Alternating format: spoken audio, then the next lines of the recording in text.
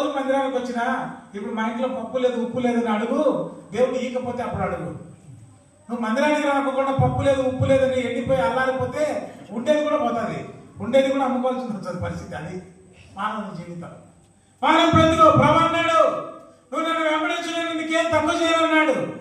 దేవుడు తక్కువ చేసేవాడు కాదు. మనమే దేవునికి రాక, దేవుని మందిరంలోకి రాక అనుసరణ పడుతున్నాం.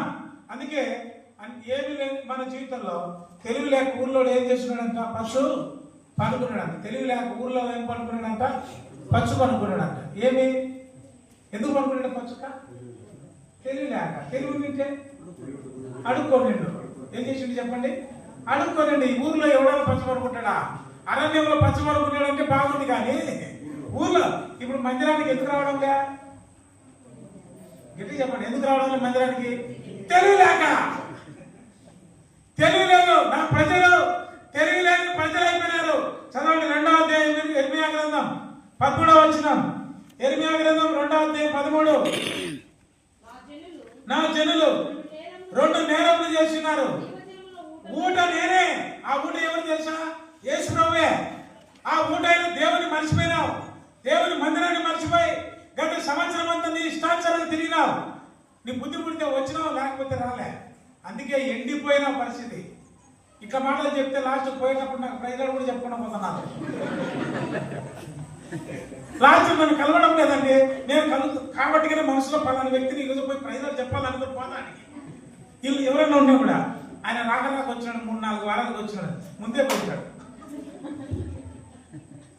ఎట్టుంటే తెలిసే పరిస్థితి అట్ట ఉంటుంది పరిస్థితి. కానీ చెప్పకుండానే పోవడం. కొంతమంది సహోదరులు కూడా అంతే.